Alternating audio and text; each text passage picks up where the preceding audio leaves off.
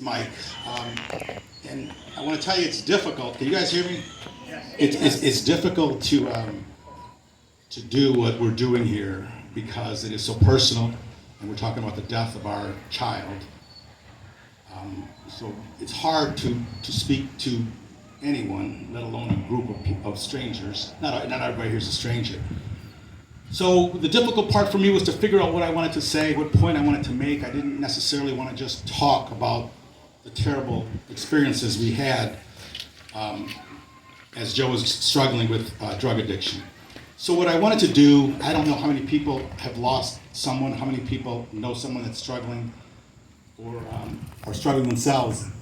But for a change of pace, I wanted to put it from the point of view of a parent who sees his son taking the wrong path, and then the metamorphosis of me or the parents as the disease progresses and my mindset starts to change. In the beginning, I think that my mindset was like 95% of the people in this country, which is, if you have a problem with drugs, that means it's a moral failing, that means it's a weakness, that means that you are a bad person.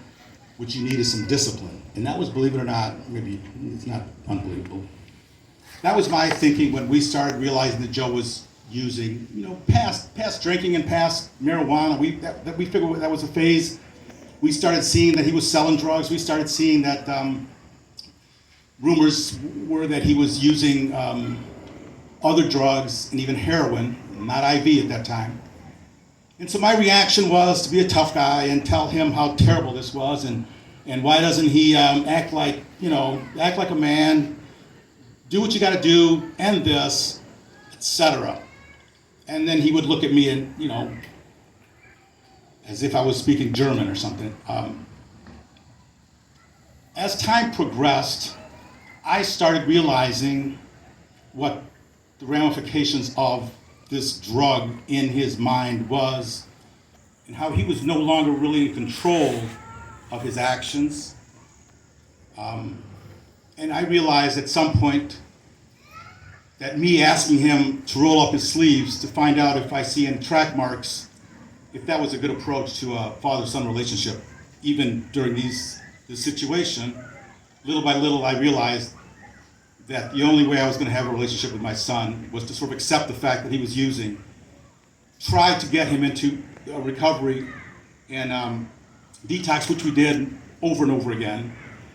But at some point, he was a really good athlete, and we played sports together. The reason I'm telling you this is because I don't know if everybody realizes that at some point, as a parent, you have to make a decision. You cannot just disown your sibling, your son. You have to force yourself to coexist with it. And I can remember playing soccer with my son who, looking at his arms, I could tell he'd been shooting up all day. I ignored it just so that I had that relationship. And, to some people, they think that that's probably a terrible approach, but I'm telling you, when you're in the thick of it, that's the only approach, because it's either that or to throw away the life of your son, which as a parent you won't do. Again, that was just something that I don't hear spoken about too much, and I wanted to explain to you that it is difficult as a parent to go through all the chaos and turmoil. You want to say something? My mouth is dry.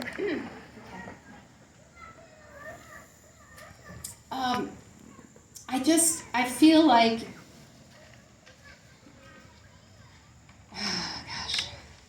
Joe had a huge impact on our lives. We've changed because of Joe, and not all for the worse. I mean, we went through really, really tough times, but we saw beauty where we would not have seen it had it not been for Joe. Joe ended up in the hospital a couple of times due to consequences from drug use, serious consequences. And I remember seeing him in this totally helpless, painful state that he was in, and a doctor telling us, "Do you know your son's using heroin?" And I know Mike said, "No kidding." And And this doctor was sort of disgusted with Joe. He was disgusted with us, I'm sure. And we had to look at this guy who was going to do surgery on our son in the next hour and find compassion for him and hope to God that he would do his best to treat our son. And he did his best, but he was not a very gentle person with Joe after and during. For the first few times Joe had to go back for some follow-up visits. By the end, when Joe was being released from this doctor's care, I believe that Joe had an impact on him and showed him the road to compassion for people that are suffering with the disease of addiction. And so I saw in my son, and I'm so proud of him because of that. And I believe that is something that is precious for me, to have a sense of pride for Joe, because he really fought hard. He did not want to be addicted. He despised it, but he couldn't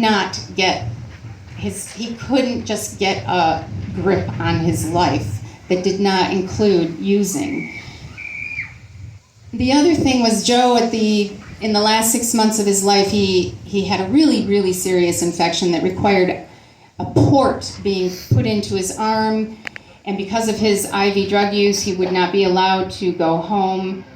He had to go to a nursing home. And not many nursing homes would take an IV drug user.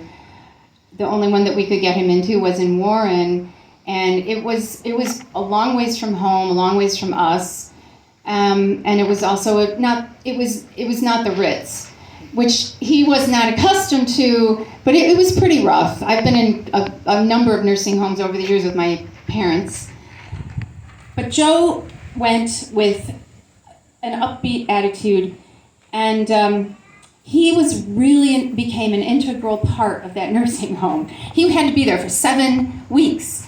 25-year-old young guy, just wants to, get out and work, but he couldn't because he was really sick and he had no use of one of his arms at the time.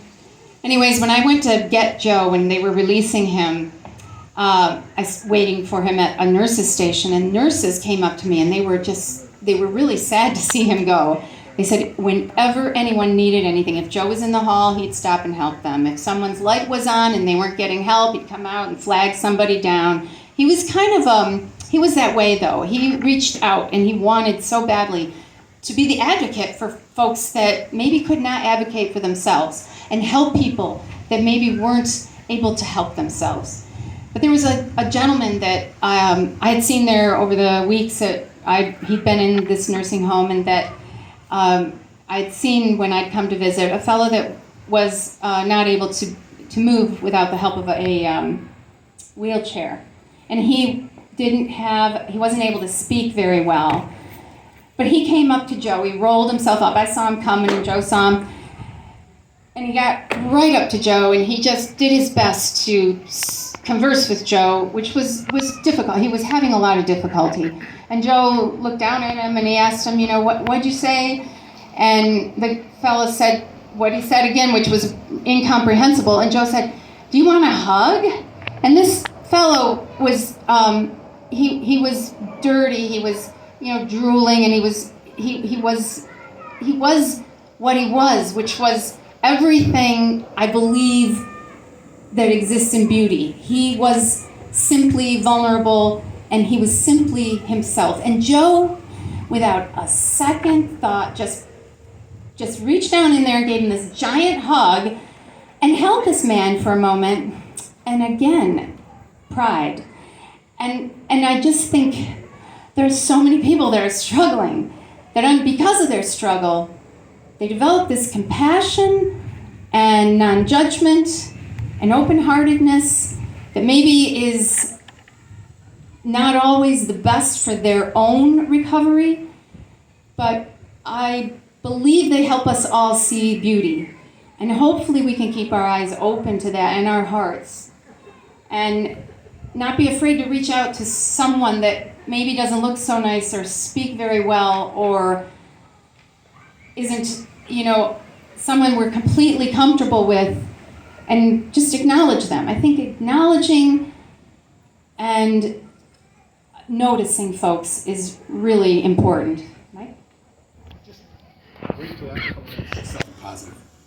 I've spoken a few times, and usually what I wind up saying, to me it's very helpful, is that Joe, the opioids affected Joe's brain. They changed his neurochemistry. He was no longer able to be the person he was before, but it never affected his heart or his soul.